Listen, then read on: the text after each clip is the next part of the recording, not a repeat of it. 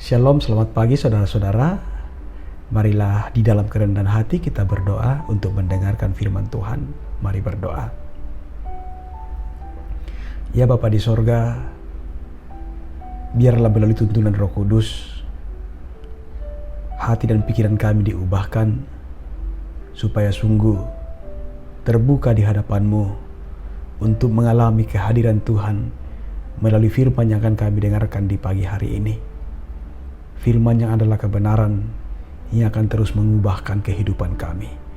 Layakkanlah kami Tuhan, kami telah sedia mendengarkan dan dalam komitmen oleh tuntunan Roh Kudus dimampukan melakukannya. Dalam nama Tuhan Yesus kami berdoa. Amin.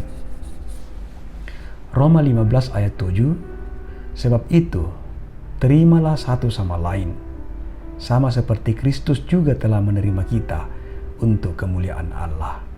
Demikian firman-Nya.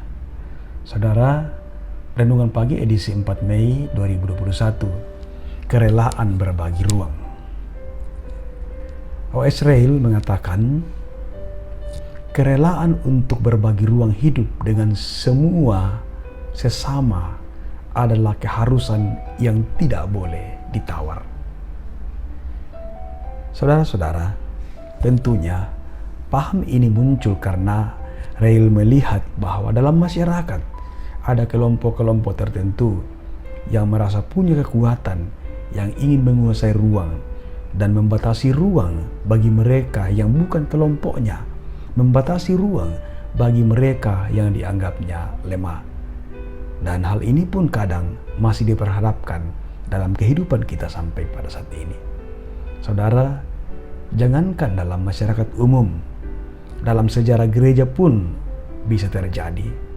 Seperti pada sejarah gereja mula-mula, di mana keturunan Yahudi menolak menerima warga non-Yahudi karena alasan-alasan primordial. Mereka menilai warga non-Yahudi tidak layak untuk ada bersama dengan mereka karena mereka bukanlah orang-orang pilihan, itu paham mereka.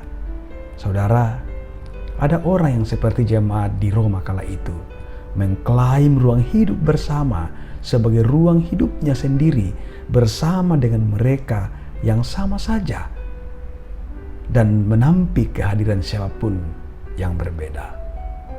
Saudara-saudara, karena itu Rasul Paulus melihat bahwa ini adalah masalah dalam kehidupan berjemaat yang harus diperbaharui, sehingga Paulus dalam kekuatan iman mengarahkan jemaat, terimalah satu akan yang lain, sama seperti Kristus juga telah menerima kita.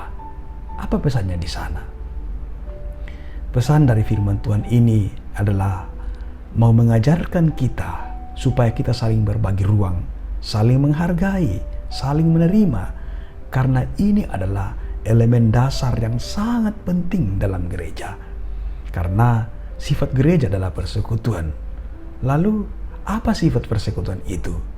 Sifatnya adalah orang-orang yang ada di dalamnya saling menghargai, saling memberi ruang, saling menerima satu sama lainnya. Tanpa penerimaan itu bukanlah persekutuan. Dan salah satu butir kesepakatan PGI adalah saling mengakui dan saling menerima. Saudara, saling menerima artinya saling memahami, saling membutuhkan, saling menopang dan sebagainya. Saling menerima itu susah-susah gampang. Umumnya kita mau agar kita diterima oleh orang lain, akan tetapi sebaliknya maukah kita menerima orang lain? Saling menerima itu harus timbal balik. Dasarnya apa? Dasarnya adalah keteladanan Kristus yang hadir tidak mengkotak-kotakkan ruang, tapi dia hadir merangkul semua untuk hidup dalam ruang yang sama.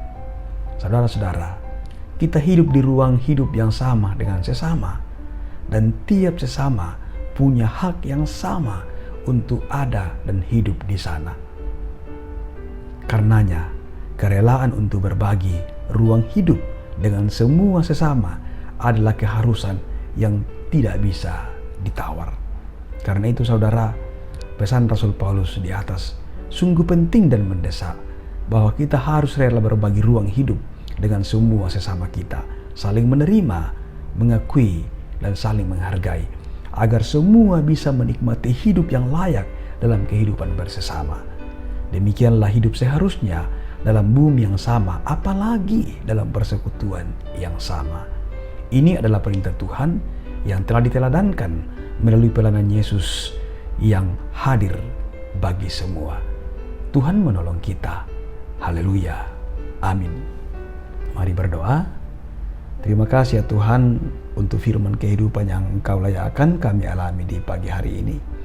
Biarlah firman-Mu ini akan semakin menjiwai hidup kami, akan semakin mengarahkan kehidupan keberimanan kami, supaya kami semakin sadar bahwa betapa kami sangat dikasihi oleh Tuhan, betapa Kristus itu berkorban bagi kami dan bagi semua orang.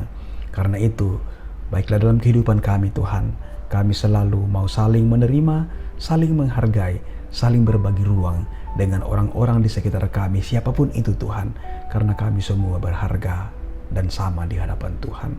Peliharakan kehidupan kami Tuhan, biarlah hidup kami terus berjalan di dalam tuntunan kasih Tuhan. Ampuni kami Tuhan, dan terimalah doa kami. Doa ini kami persembahkan dalam nama Tuhan Yesus. Itulah Tuhan dan Juru Selamat kami. Kami datang berdoa kepada Bapa di sorga. Amin.